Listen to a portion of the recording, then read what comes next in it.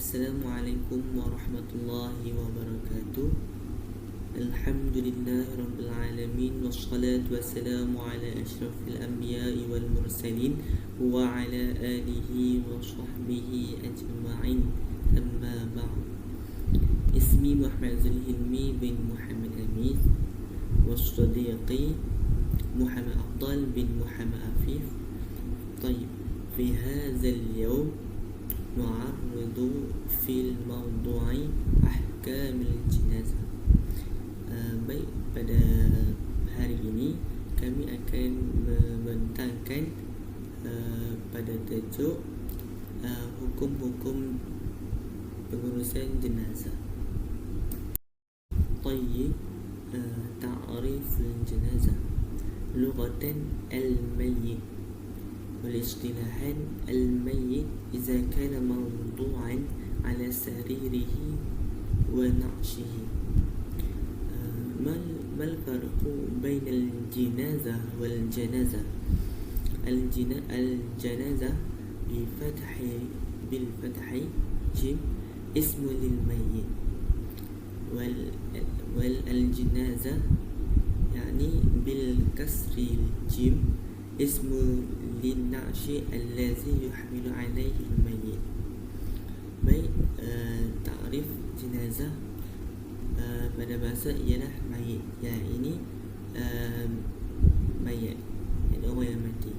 Wal istilahan al-mayyit idza kana mawdu'an ala saririhi wa na'shihi, iaitu orang yang mati apabila adalah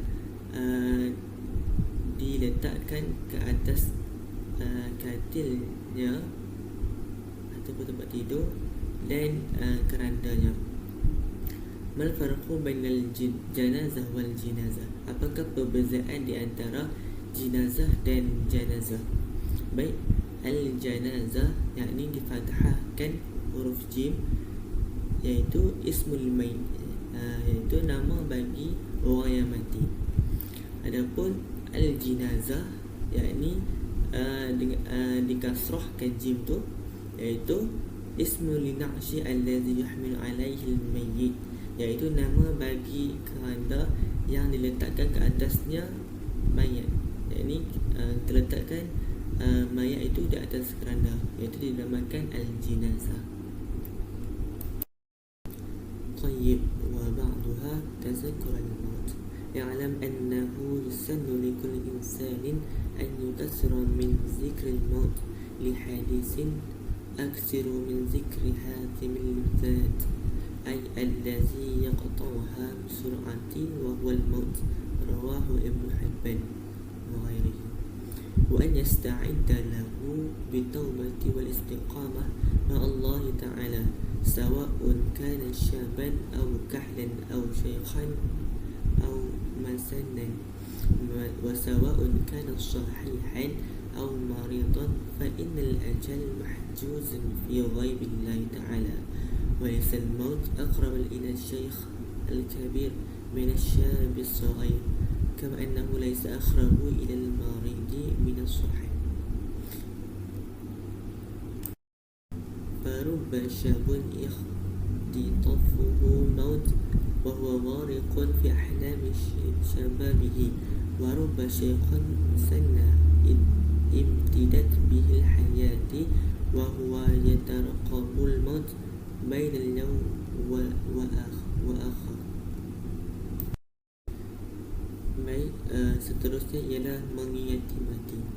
Sunat bagi setiap orang iaitu selalu mengingati mati, kerana sabda Rasulullah sallallahu alaihi wasallam, aksiru min zikril hazim al-dzat. Maksudnya, banyakkanlah mengingati perkara yang menghancurkan kelezatan. Riwayat Ibnu Hibban. Maksudnya perkara hazim, maksud hazim al-luzzat tu maksudnya perkara yang menghancurkan kelezatan, iaitu perkara yang serta-merta memutuskan segala kelezatan, iaitu mati. Sunat juga bersedia untuk mati dengan bertaubat serta berterusan taat kepada Allah Subhanahu Wa Taala, sama ada masih remaja, dewasa atau telah lanjut usia, dan sama ada ketika sihat atau sakit. Hal ini demikian kerana ajal seseorang hanya dalam pengetahuan Allah Subhanahu Wa Taala.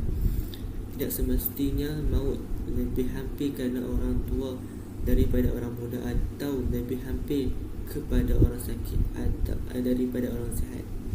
Kemungkinan seseorang remaja menemui ajal ketika dia tenggelam dalam mimpi remajanya, dan kemungkinan seseorang yang telah lanjut usia terus hidup sedangkan dia menunggu mati hari dari hari ke hari.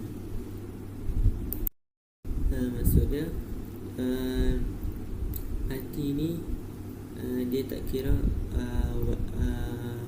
seseorang tu muda ke ataupun tua ataupun yang tengah sakit. Kematian itu ialah hanya daripada pengetahuan Allah SWT sahaja. Ma yutlabu fi'luhu bil muslim hina ihtidar. Al-ihtidar wa zuhur dalail al-maut 'ala al-marid wa bada'u sakr al-maut ay naz'un ruh min jasadihi. Baik, apakah yang dituntut untuk kita buat dengan orang Islam ketika nazak? Baik, al-ihtidar iaitu nazak, zuhurul dalailil maut 'alal marid, iaitu zahirlah tanda-tanda kematian itu ke atas orang yang sakit. Wa bada'u sakrul maut, dan bermula sakratul maut tu ai naz'un ruh min jasadihi. Sakratul maut tu iaitu tercabut roh daripada jasadnya. طيب ما يطلب فعله بالمسلم حين احتضار الأول فإذا وصل المريض إلى درجة الاحتضار ندب لأهله أن يضجعه على جنبه الأيمن متجها بوجهه إلى القبلة، فإن صعب ذلك أضجعوه على قفاه وجعل وجهه مرفوعا قليلا بحيث يوجه إلى القبلة، وكذا أخمصاه وهما أسفل الوجه يسن توجيههما إلى القبلة. Baik, perkara yang dituntut berbuat ke atas orang Muslim yang ketika nazak, iaitu yang pertama, apabila pesakit itu telah sampai ke tahap nazak, ahli keluarganya sunat membaringkan mengiring ke kanan dengan muka yang menghadap kiblat. Jika susah berbuat demikian, baringkanlah menentang dengan mukanya ditinggikan sedikit supaya menghadap kiblat. Begitu juga dua kakinya sunat diarahkan ke arah kiblat. والثاني يسن أن يلقن الشهادة وهي الكلمة لا إله إلا الله بشكل رفيق وبدون إلحاح، وذلك بأن يريد على السمع كلمة لا إله إلا الله دون أن يأمره بقولها. Yang kedua ialah sunat mengajarkan kalimah syahadah, iaitu la ilaha illallah, itu dengan cara yang lembut tanpa mendesak. Kalimah tersebut diulang-ulang di telinganya tanpa disuruh melafazkannya. Iaitu kalau orang tu tengah nazak, kita disunatkan untuk mengajarkannya syahadah, iaitu la ilaha illallah. Kalau dia tak boleh nak sebut pun, kita ulang saja dekat telinga dia. Wasalis yusannu an yaqra'a 'indahu suratul yasin. Dan yang ketiga ialah disunatkan membaca yasin kepada orang yang tengah nazak. Warabi' yusannu lil maridi allazi sya'ruhu min nadhiril maut wa sakaratihi ay yuhsanu zannuha billahi ta'ala wa anna yalqi sura al-athamihi wa ma'asihi wara'a zuhrihi mutasawwiran annahu yuqbalu ala rabbil karim yaghfiru lahu dzunuba kullaha ma dama muhafizan ala imanihi wa tauhidihi lahu. Dan yang keempat ialah sunat bagi pesakit yang merasai tanda kematian berbaik sangka terhadap Allah SWT dengan melupakan segala dosa dan maksiatnya sambil mengingati dirinya sedang menghadap Tuhannya yang maha mulia lagi maha mengampuni segala dosa selagi dia memelihara imannya dan mentauhidkannya Allah SWT. Hal ini orang yang sakit ni dia perlu bertaubatlah kepada Allah SWT dan melupakan segala kemaksiatan dan kejahatannya yang dibuat di dunia. Tayyib wa ba'daha ma yutlabu fi'luhu bil muslim an qabul mautihi. Idza mata wa qadat ruhu ندب تنفيذ الأمور التالية. الأول تغميض عينه وشد لحييه بعصابة ولا يبقي فمه مفتوحا. والثاني تليين مفاصله ورد كل منها إلى مكانه بأن يلين ساعده تم يمده إلى عضله وكذلك رجليه وبقية أعضائه. والثالث وضع شيء ثقيل على بطنه كي لا ينتفق ويقبح منظره كما يندب ستر جميع بدنه بثوب خفيف. والرابع يسن نزع جميع ثيابه منه ووضعه على سريره ونحوه مما هو مرتفع عن الأرض وتوجيهه للقبلة كساعة اهتدار وليتولى فعل ذلك أرفق محارمه به. Baik, seterusnya ialah perkara yang sunat dilakukan kepada orang Muslim selepas mati. Apabila seseorang mati dan keluar roh, sunat dilakukan perkara-perkara berikut. Pertama ialah memejamkan kedua belah matanya dan mengikat dagu supaya mulutnya tidak terbuka. Yang kedua ialah melembutkan sendi kedua belah tangan dan kakinya serta anggota yang lain dengan senama ringan. Ketiga ialah meletakkan sesuatu yang berat di atas perutnya supaya tidak kembung, yang boleh mencemarkan pandangan, dan sunat ditutup seluruh anggota dengan kain nipis. Keempat ialah sunat menanggalkan kesemua pakaiannya dan meletakkan mayat di atas katil atau seumpamanya yang tinggi dari berantai. Jadi kalau seorang tu mati, mayat tu kena letak di atas sesuatu yang tinggi ataupun kita letak di atas katil, serta menghadap kiblat, dan katil itu dan mayat itu menghadap kiblat sebagai dilakukan ketika nazak. Tugas ini hendaklah dilakukan oleh mahram yang paling baik dengannya. Yakni perkara-perkara ni dilakukan oleh orang yang berada di sisinya ketika dia mati itu. Yakni orang yang mahramnya, iaitu ahli keluarga dia ataupun rakan-rakannya. Tayyib ba'daha ma yajibu fi'luhu idza faraqa al-insan al-hayah wa tahaqququ mautihi. يندب المبادرة فورا إلى تجهيزه أي إلى غسله وتكفينه والصلاة عليه ونفله.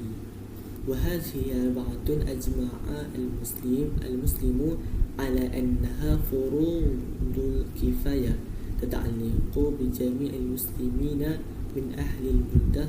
إذا لم يقم أحد منهم بها آثم الجميع.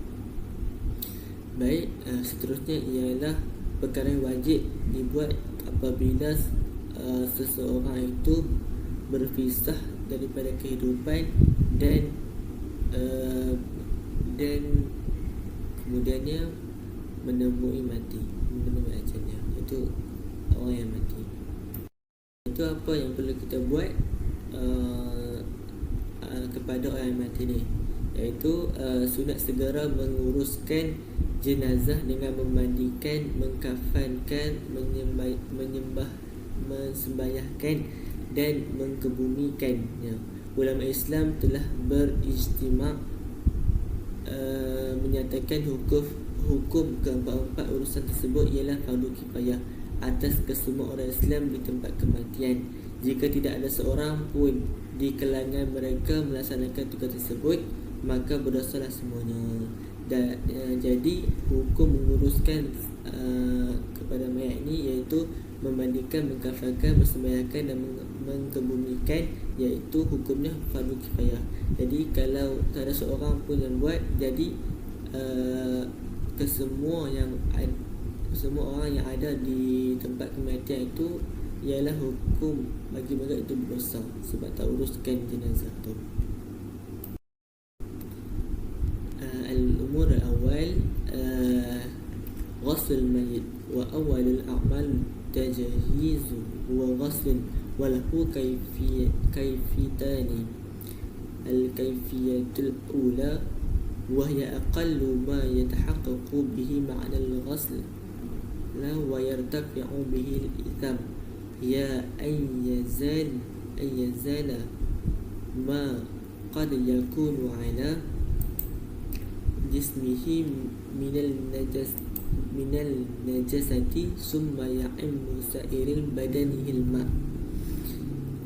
Baik, perkara pertama iaitu memandikan mayat. Dan perkara pertama dalam hal menguruskan mayat ialah memandikannya. Terdapat dua cara memandikan mayat. Cara pertama ialah cara ringkas yang mencapai maksud mandi dan terlepas daripada dosa, ialah menghilangkan najis dan mungkin terdapat di badan, kemudian meratakan air ke seluruh badan. Jadi cara pertama ni ialah cara yang ringkas, iaitu meratai air ke seluruh badan dan menghilangkan kesemua najis yang terdapat di tubuh badan mayat. Wal kayfiyatu tsaniyah wa ya akmalu ma tahaqqaqu bihi as-sunnah an yattabi'u ghasiluhu ma yali. Al-awwal yudau al-mayt fi makan khali ala murtafi'un kalluhi wa nahwihi wa tastarnu awratihi biqamisi aw nahwihi. والثاني يجلسه الغاسل على مغتسل ما إلى الوراء ويسند رأسه بيده اليمنى ويمر بيده اليسرى على بطنه بتحامل وشدته ليخرج ما قد يكون فيه ثم يلف يده اليسرى بخرقة أو فقاز ويغسل سواءته ثم يتعهد فما ومنقريه فينظفهما ثم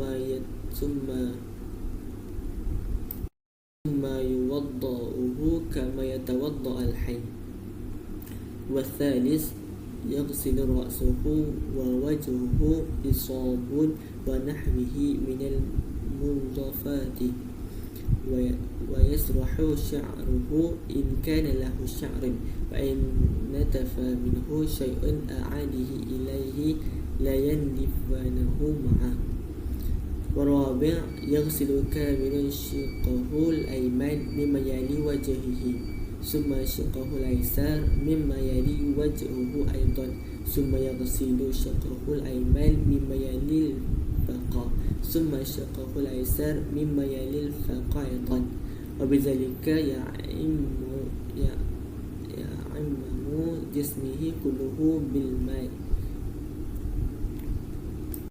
بذلك يعمم جسمه كله بالماء وهذه الغسلة الأولى ويسن أن يكرر مثل هذه الغسلة مرتين أخرين وبذلك يتم غسله 3 مرات وليمزج بالماء شيئا من الكافور في الغسلة الآخرة إذا كان الماء غير المحرم.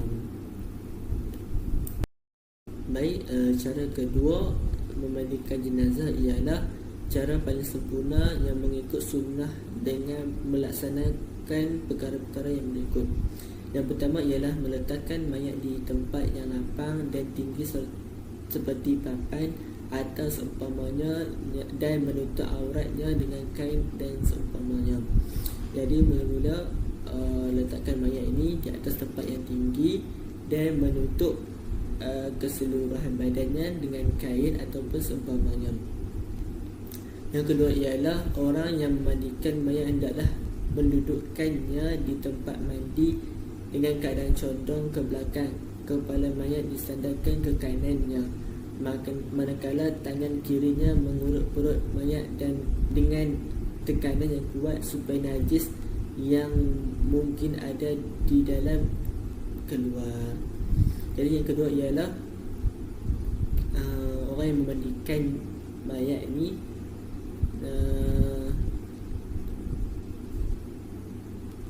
kena berada di dalam keadaan condong ke belakang dan kepala mayat itu disandarkan ke kanan dan tangan kirinya mengurut perut mayat itu supaya keluar segala-gala najis yang ada di dalam mayat tersebut.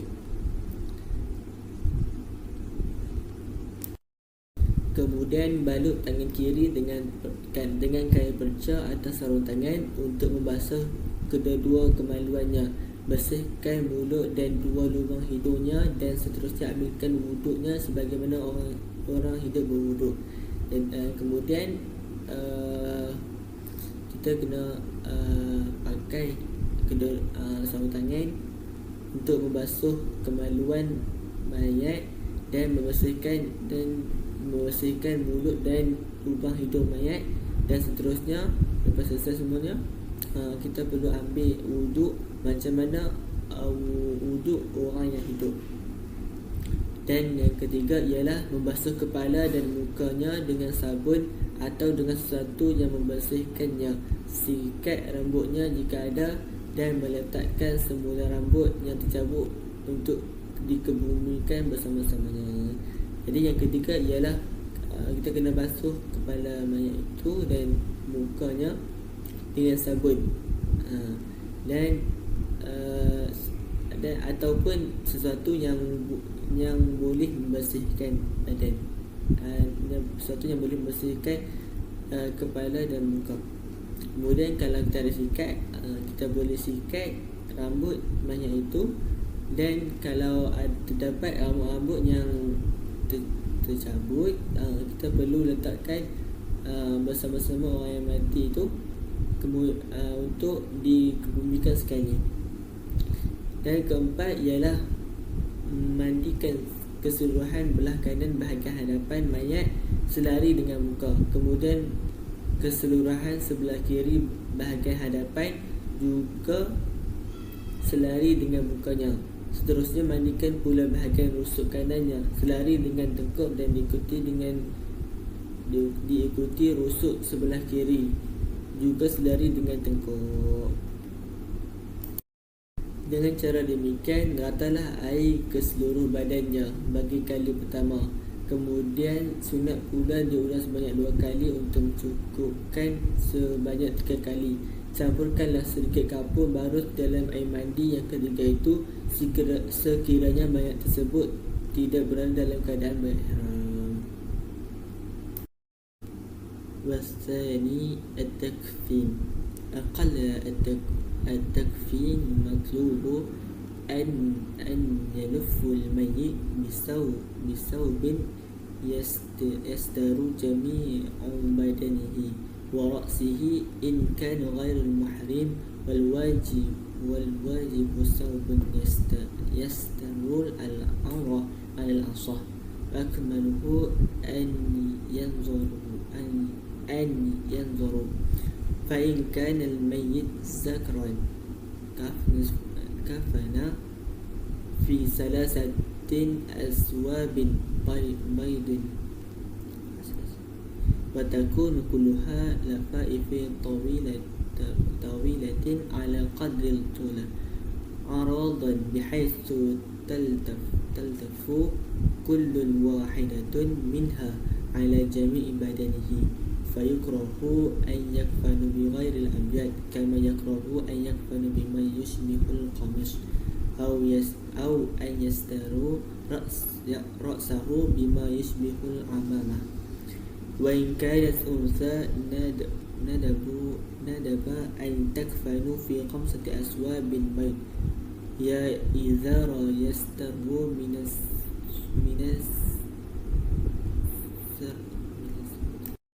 من سرتها إلى أدنى جسمها وخمار يستر رأسها وقميص يستر أعلى جسمها إلى ما دون الإزار ولفافتان تحتوي كل منهما على جميع جسده هذا في غير المحرم كما علمت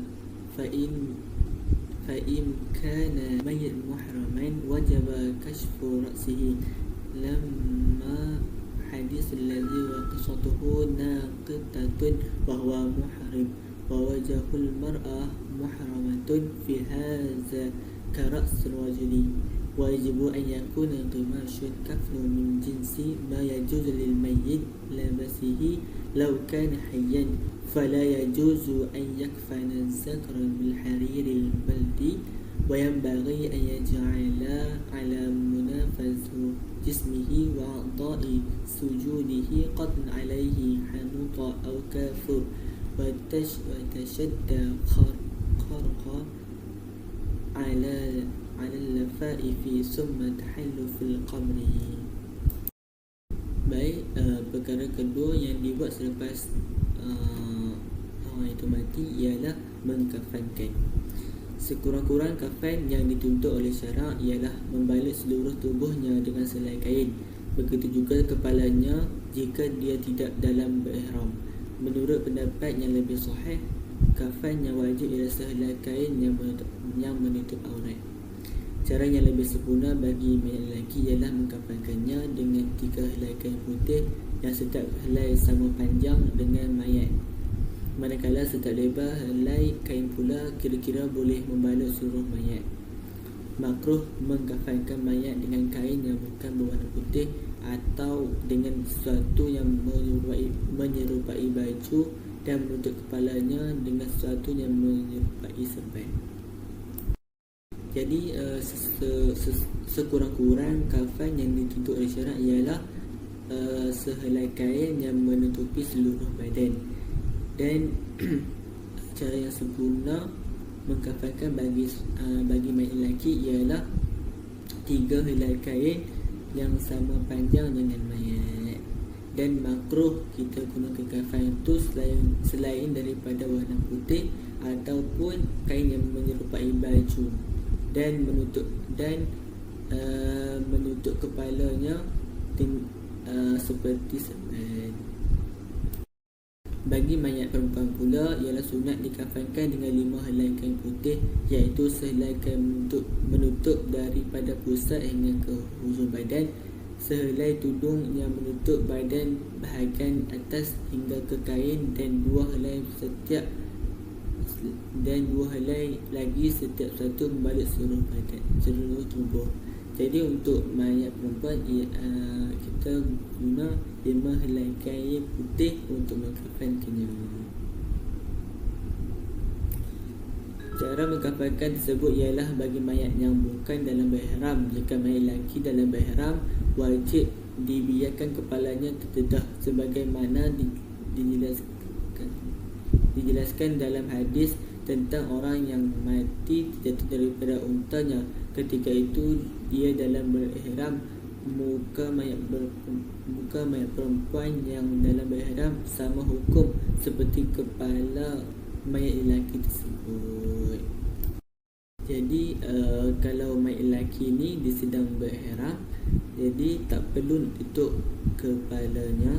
Dan kalau mayat perempuan yang berihram juga tak perlu untuk tutup kepala mayat perempuan tersebut.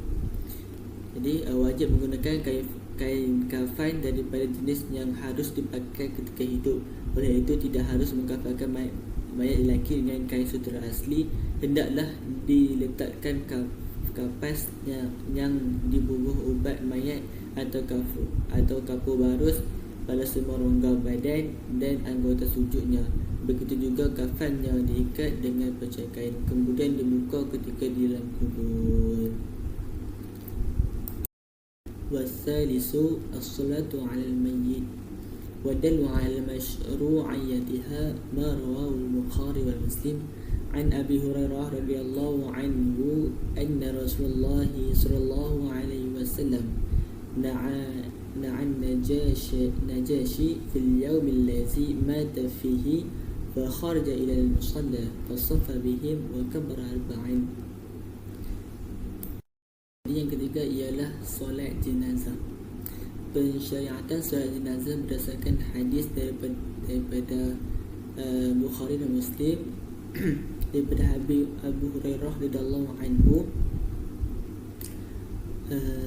أن رسول الله صلى الله عليه وسلم نعى النجاشي في اليوم الذي مات فيه فخرج إلى المصلى فصف بهم وكبر 4. Maksudnya Rasulullah SAW bersedih atas kematian Al-Najashi, lalu baginda keluar ke tempat solat, berbaris bersama-sama sahabat dan bersolat sebanyak 4 kali. ولا تصح إلا بعد غسله وكيفيتها كما يلي.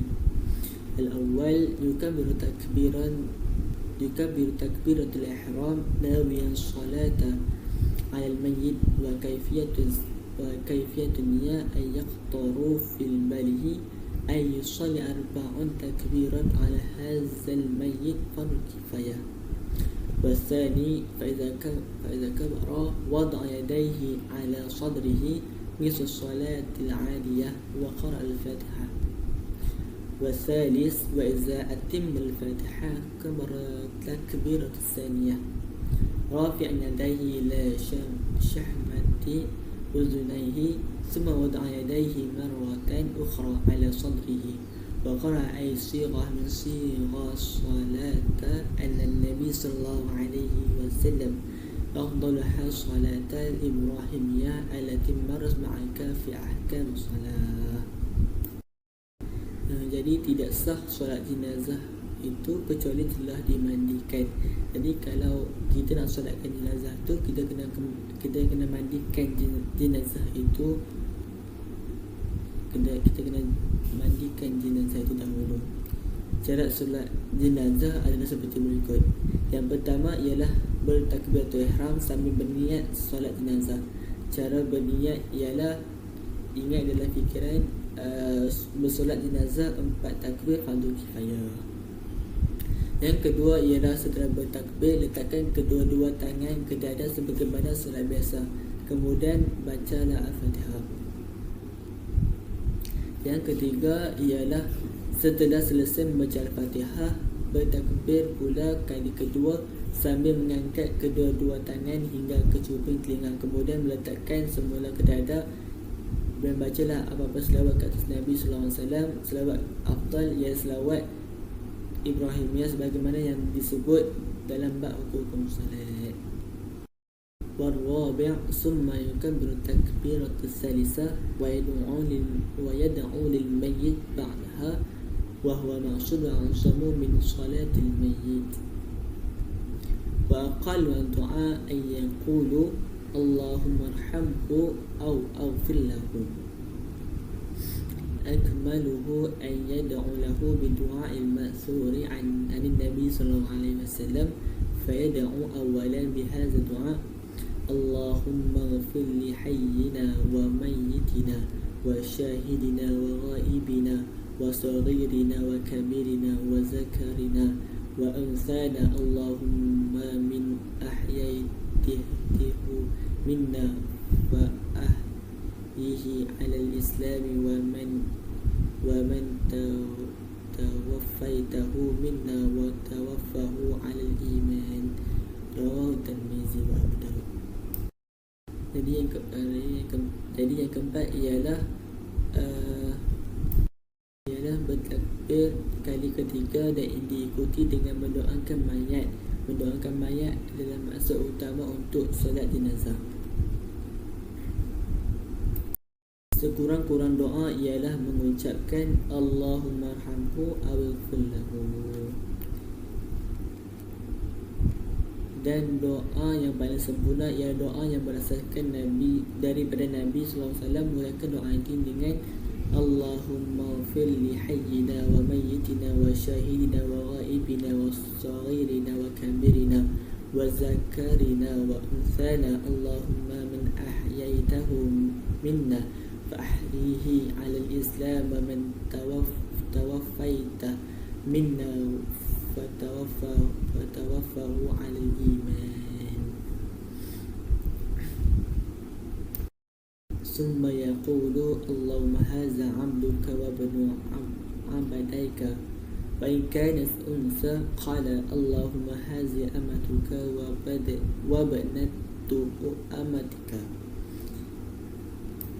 Kemudian kita sambung dengan doa Allahumma hadza amruka wa bana amrika.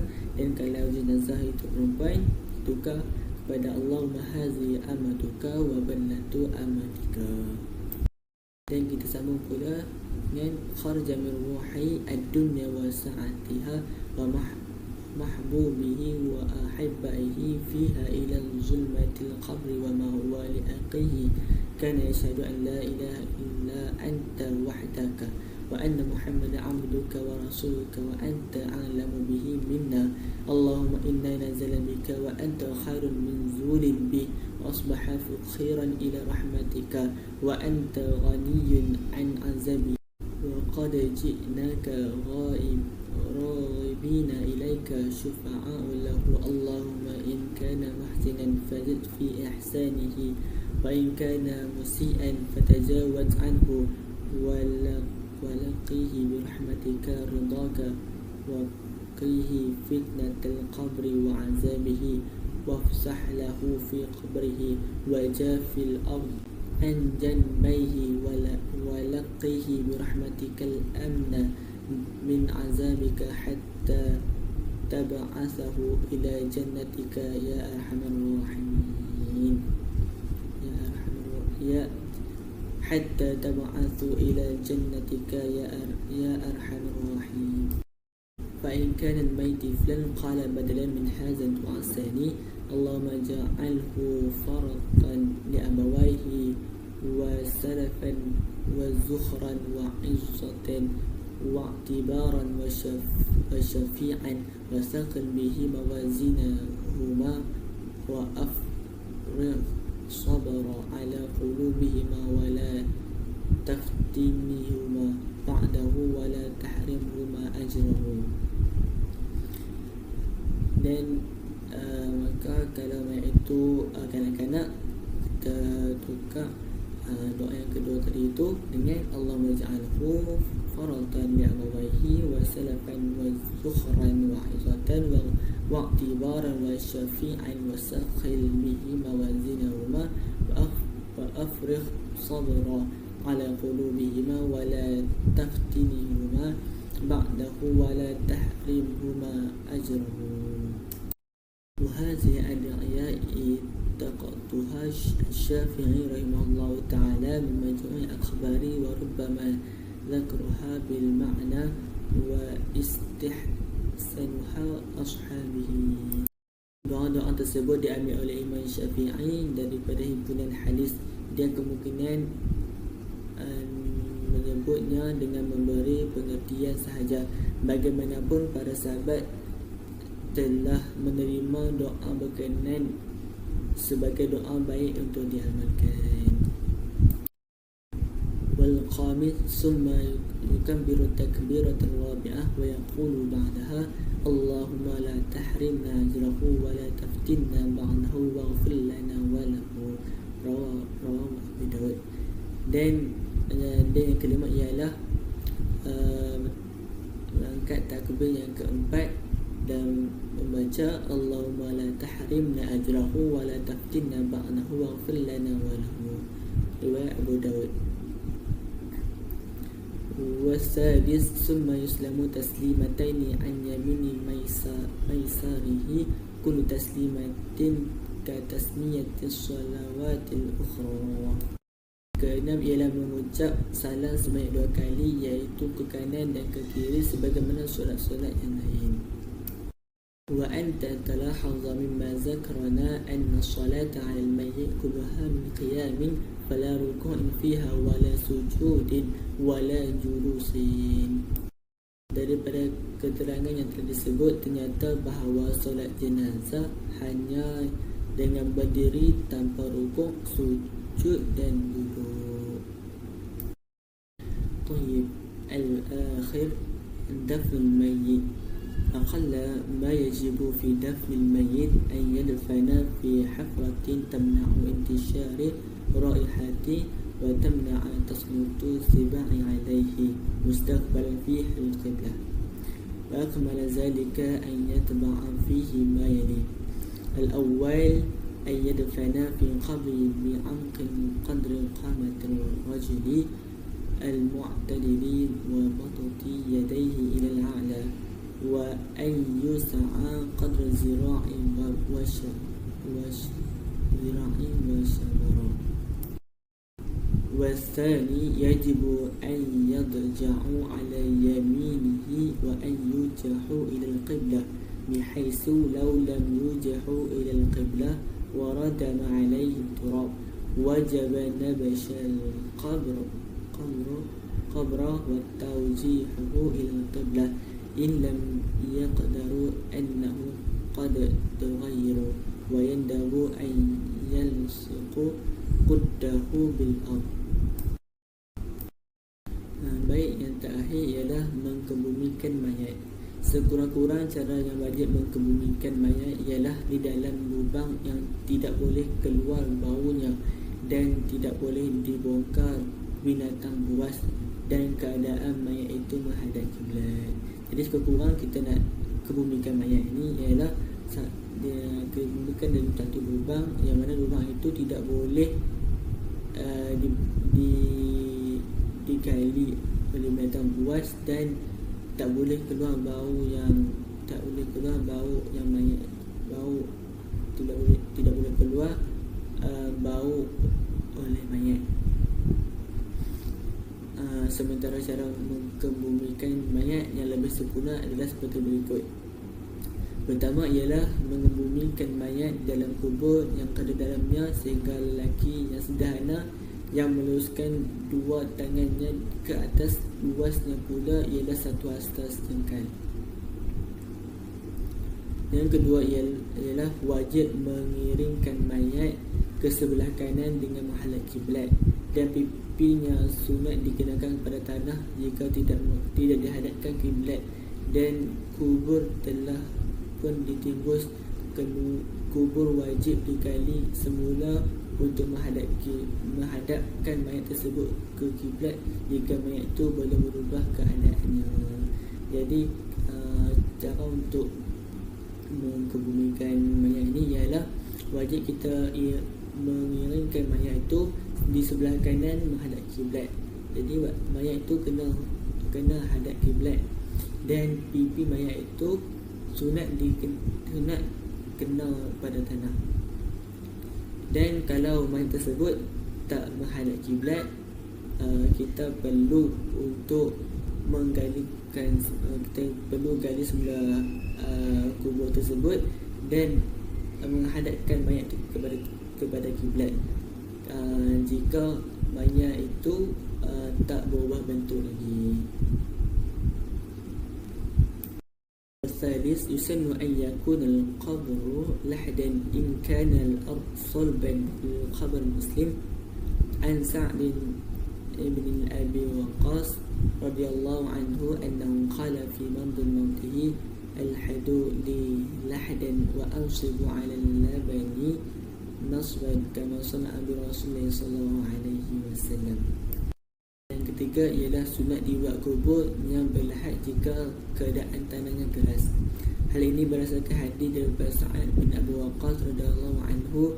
Dia berkata ketika sakit yang membawa kematiannya, maksudnya ialah buatkan lahat untukku dan letakkan batu bata atasnya sebagaimana yang dibuat untuk Rasulullah SAW. Riwayat Muslim. Lahat ialah lubang yang digali pada dinding kubur sebelah kiblat. Ukurannya kira-kira semua mayat diletakkan di dalamnya. Kemudian permukaan lahat tersebut ditutup dengan batu yang nipis supaya tanah tidak runtuh ke atas mayat. Walau bagaimanapun, bagi tanah kubur yang lembut adalah dibuat teraju, iaitu ruang di tengah-tengah bahagian dalam kubur. Kira-kira semua mayat yang diletakkan di dalamnya, ujung dan pangkalnya dibinakan batu-batu atau seumpamanya, dan permukaan ditutup dengan batu yang nipis, kemudian barulah dikambus ke atasnya. Warwabi' yusannu an yansillu mayyit min qabl ra'sihi ba'da an yuda'a 'inda asfal al-qabri wa yamdidu bi rafqil fil qabri. Rawa Abu Dawud bi isnad sahih an Abdullah ibn Yazid al-Qatami as-sahabi radhiyallahu anhu anna qala al-haris al-qabra min qibali rijlaini qabri qala hadza sunnah. Keempat ialah sunat disorangkan mayat di bahagian kepalanya selepas meletakkan di dalam lahat dan menghulurkan dengan cermat. Hal ini berdasarkan hadis yang bermaksud Abdullah bin Yazid al-Qatmi as-sahabi radhiyallahu anhu memasukkan mayat al-Haris ke dalam kubur di bahagian kaki dan berkata, cara ini adalah mengikut sunnah. Riwayat Abu Dawud. Sunat bagi orang lelaki yang akrab dengan si mayat masuk ke dalam kubur untuk meratakan tanahnya, manakala orang yang memasukkan jenazah ke dalam lahat itu sunat membaca doa.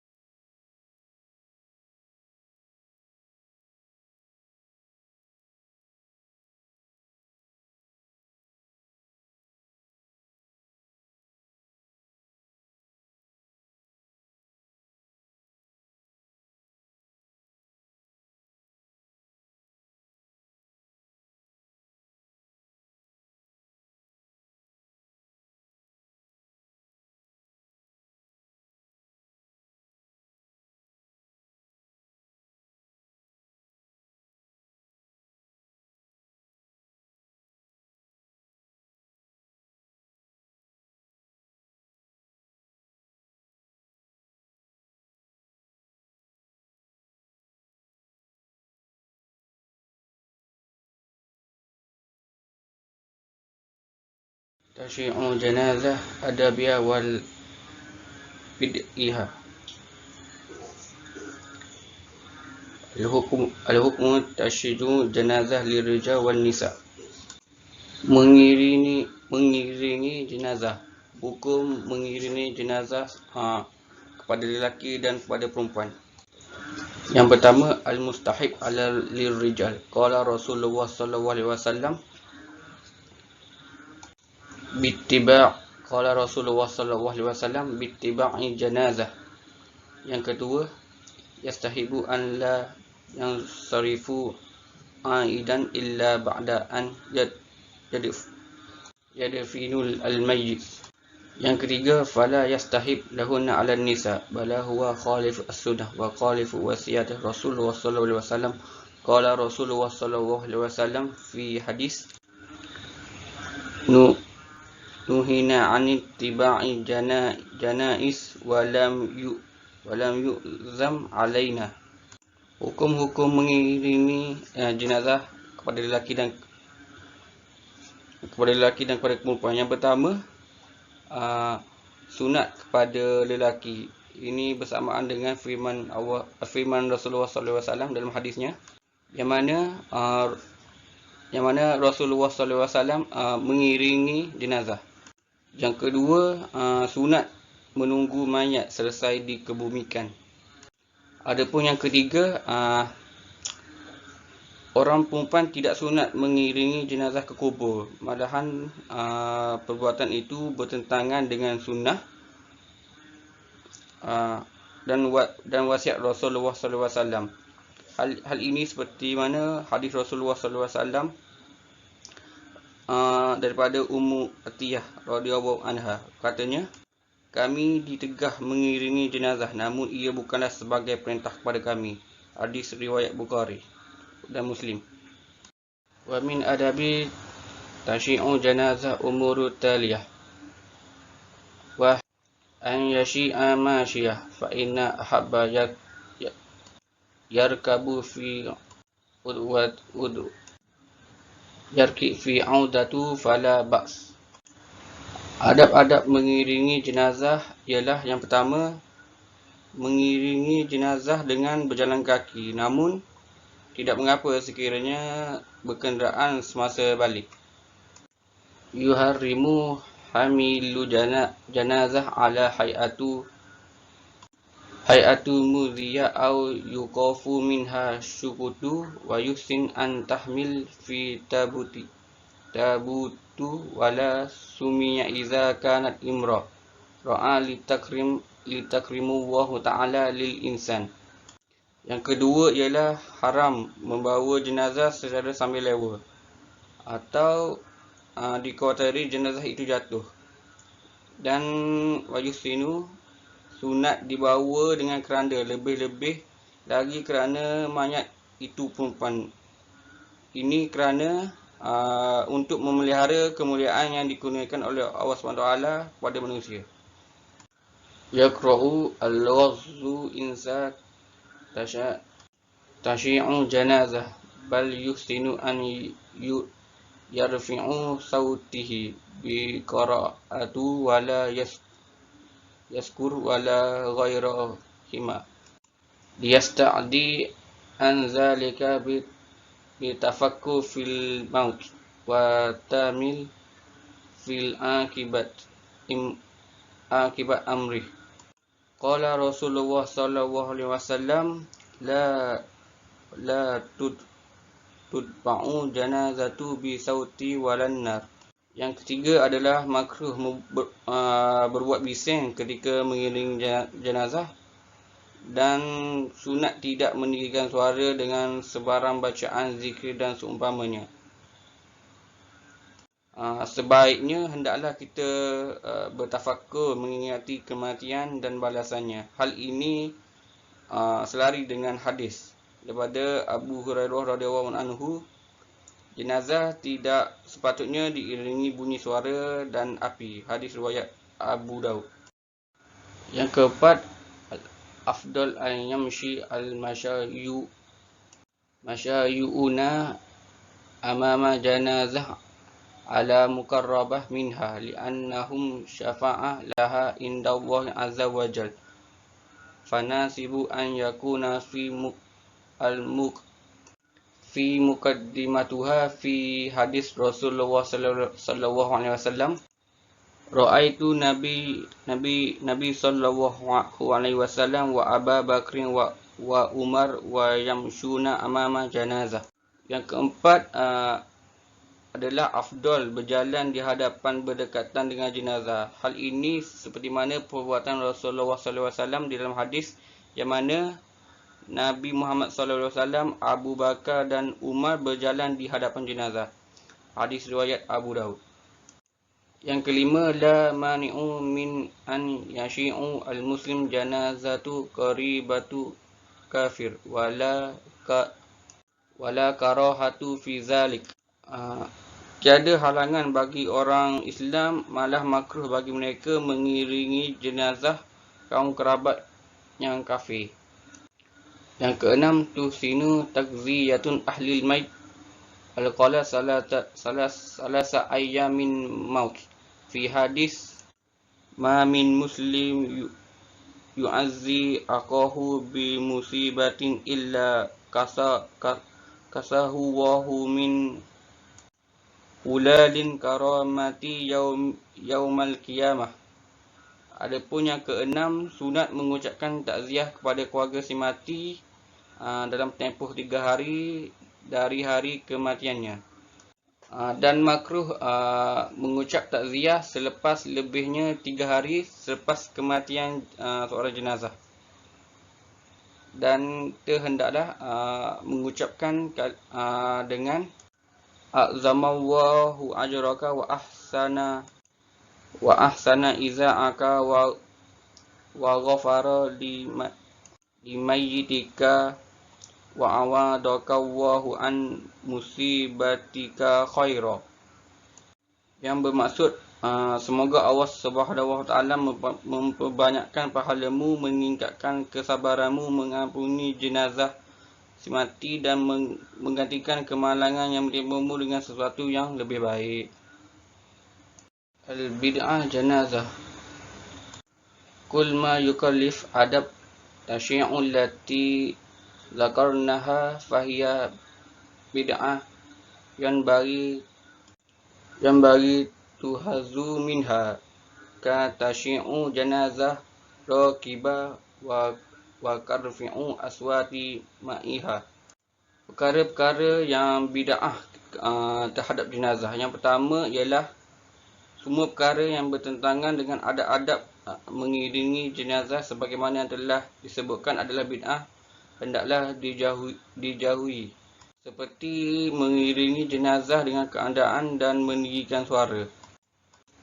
Yang kedua, hamala akali wa nahuha ma'a janazah fahiya bid'ah al-muharramat taslilat ila al-muslimina ataqallid al-adat al-kafirina fi marasimu janaishum wa fiha ma fiha min ida'ah al-malduna fa'idah al-mufakhiratu wa mubahah.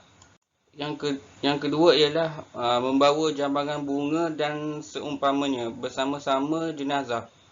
Perbuatan ini adalah bid'ah yang diharamkan yang telah mempengaruhi orang Islam dengan meniru upacara pengebumian mayat orang kafir yang mengandungi unsur-unsur pemaziran dan kemegahan. Yang ketiga, al-qawrul lati tahfur wa tanbi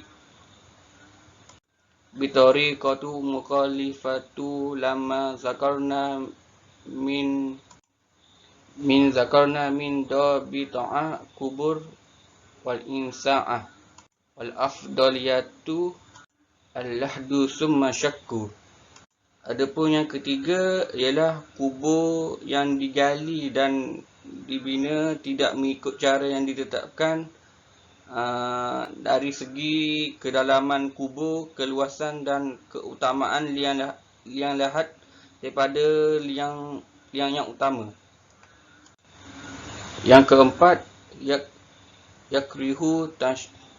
yukrihu tushidu kubur pada kiluha au zahiruha bikulli ma dakala fi annar kal ismanad wal jissa wan nahu hima fi hadis Rasulullah sallallahu alaihi wasallam an yujassasah kubur. Adapun yang keempat adalah makruh membina kubur sama ada di sebelah dalam atau di luarnya dengan bahan yang menyerap bahan yang panas, yang mana seperti simen, batu dan seumpamanya. Hal ini selari dengan hadis daripada Rasulullah SAW. Rasulullah SAW melarang pembinaan kubur dengan batu kapur. Hadis riwayat Muslim. Yang kelima, yakrihu karahatu tahrim at-tasnim al-kubur wan na'i alaha. Alanahu allazi yaf'alu katsira minan nasi yaum. Wa sunnah ala la yarfi'u kubur an ard. Aksaru min syabaru wahid. Linahi an kulli zalik. Fi hadis Rasulullah SAW, ala ab'asuka ala ma ba'asani alaihi Rasulullah SAW, an la tada'a timsalan illa tamastahu wala qabran musyrifan illa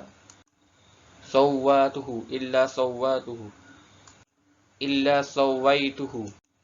Yang kelima, makruh, yakni tahrim meninggikan kubur dan membuat binaan di atasnya sebagaimana dibuat oleh kebanyakan orang hari ini.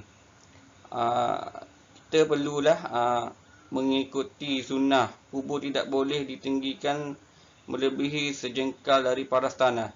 Hal ini berdasarkan hadis yang mana bermaksud, aku menyampaikan pesanan Rasulullah SAW kepadaku bahawa janganlah ditinggalkan patung-patung kecuali setelah engkau hancurkan. Begitu juga dengan kubur yang binaan yang tinggi, kenali setelah engkau ratakan. Hadis riwayat Muslim. An-nadbu ala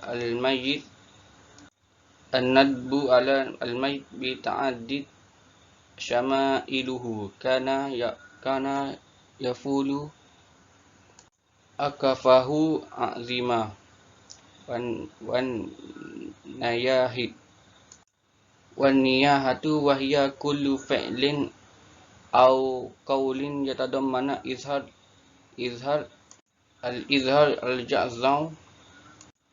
al-ja'zal daraba sadru wa syaqqal jaibu wa nahu zalik. Yang keenam ialah mengeluh dan meratapi mayat dengan kata-kata dan perbuatan yang menampakkan kegelisahan dan kehilangan kesabaran, seperti menyebut-nyebut peribadi dari segi perbuatan dan kelakuannya. Perbuatan tersebut adalah haram. Al-inshighalu ahli al-majd bi suna'a ta'ama wa jama'an nasu 'alaiha kama huwa mu'attad fi hadha asr. Bid'ah tanakidu sunnah wa tuqalifuha al-muqalifatu syadidah. Yang ketujuh ialah keluarga si mati menyediakan makanan dan menjamu orang ramai sebagaimana kebiasaan masa kini. Hal ini adalah bid'ah yang sangat bertentangan dengan sunnah yang menganjurkan sebaliknya. Itu sebahagian mereka yang menziarahi jenazah menyediakan makanan dan menghantarkannya kepada keluarga si mati.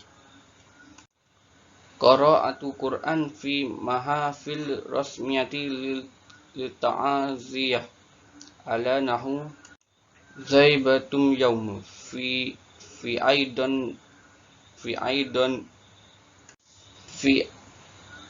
bid'ah wa anim tasunnu al ta'aziyah ahlul mayt al qala salasatul ayyam min mautihi al ikfaq aiduna an ba'da aqrabu al maytu adatulaha. Yang ke-8 ialah membaca Al-Quran di majlis-majlis takziah yang dibuat secara rasmi sebagaimana yang berlaku pada hari ini. Perbuatan tersebut adalah bid'ah. Apa yang sunat ialah mengucapkan takziah kepada keluarga si mati hanya dalam tempoh 3 hari dan hari-hari kematiannya sebagaimana disepakati ulama, atau dengan kata-kata lain atau kata-kata yang lain bukan keluarga si mati yang menentukan tempohnya. Al-hukmu syittu wa syahid. Asyittu huwa walidu nadhilu qabla tamama. Asyahid alladhi yuqatil fil ma'rakah taduru difa'a ani Islam li raf'u liwa'ihi. Hukum gugur dan syahid. Gugur adalah anak yang lahir belum sempurna sifatnya, dan syahid adalah orang yang terbunuh dalam peperangan yang berlaku kerana mempertahankan Islam dan menegakkan syariat Islam. Fa amma syiddu falahu halatan. Adapun gugur ni terbagi kepada dua keadaan. Yang pertama, al-ula an la yusiju inda walidah fa in lam yakun qad balagha hamila 14 wa lam yajibu ghusluhu wa la takfinuhu wa la salatu alaihi walakin yastahibbu takfinuhu bi qarqatu wa daf'u duna salat. Gugur keadaan yang pertama ialah tiada tangisan ketika kelahiran. Jika ketempoh mengandungkannya belum sampai kepada 4 bulan, maka tidak wajib dimandikan, dikafankan dan disemayangkan. Akan tetapi sunat dikafankan dengan secebis kain tanpa disemayangkan. Asal ni an basih inda walab au yatkinu hayatuhu bil ihtilajunahu fayujib fi haqqahu salat ma'a jami'u ma zakara fala farfarihu bainuhu wa baina kaba'ir. Fi hadis idza istahalla syittu salli alaihi wa waris. Keadaan yang kedua bagi gugur ialah ada tangisan ketika kelahiran atau diyakini hidupnya seperti bergerak-gerak atau seumpamanya, dan wajib disembahyangkan di samping kesemua perkara tersebut sebagaimana mayat orang dewasa. Hal ini selari dengan hadis Rasulullah SAW, apabila anak yang keguguran itu menangis, hendaklah disembahyangkan dan mewarisi harta. Amma syahid fala yaksilu wa la yusli alaihi wa yuhsinu fi siyabah lati qatilu biha. Fi hadis amara fi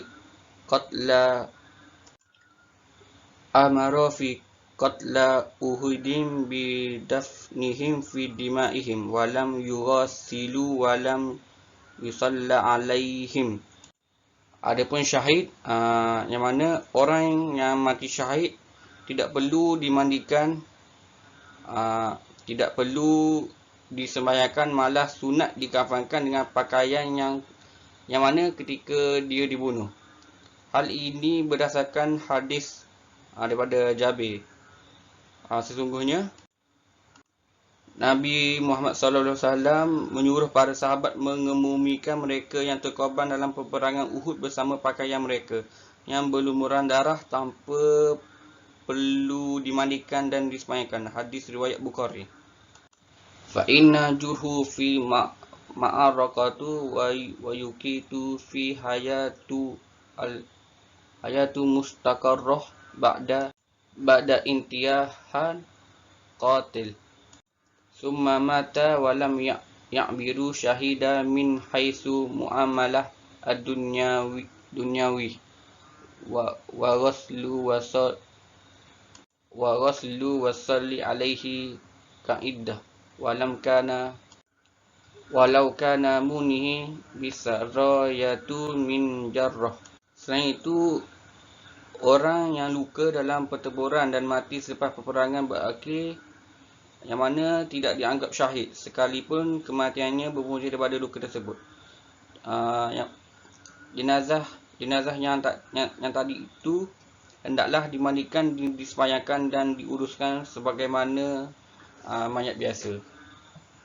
Wal hikmatu min an syahid la yusalu wa la yusala alaihi ibqa'u asa syahidah alaihim wa ta'zim wa lahum bil istaghnaihim an da'aunas lahum. Qala Rasulullah sallallahu alaihi wasallam wallazi nafsu Muhammad biyadihi ma min kalama yuklim fi ma min kilmi yuklamu fi sabilillahi illa jaa kahayatihi hina launu damin warrihu rihul miski.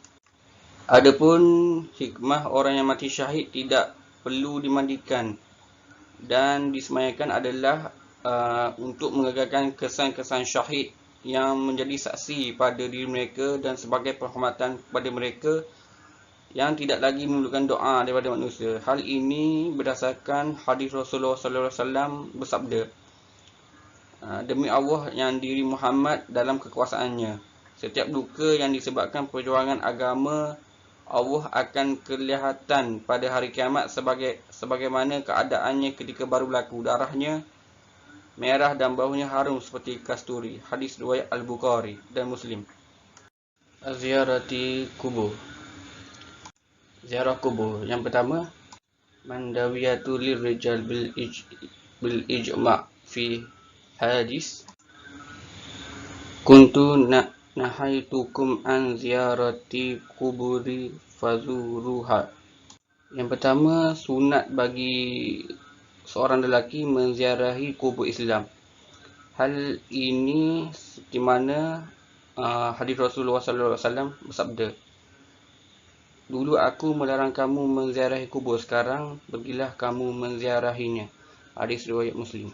Waqad marra ma'aka hadisu ziyaratuhu kubur ummuhu wala yubdi waqad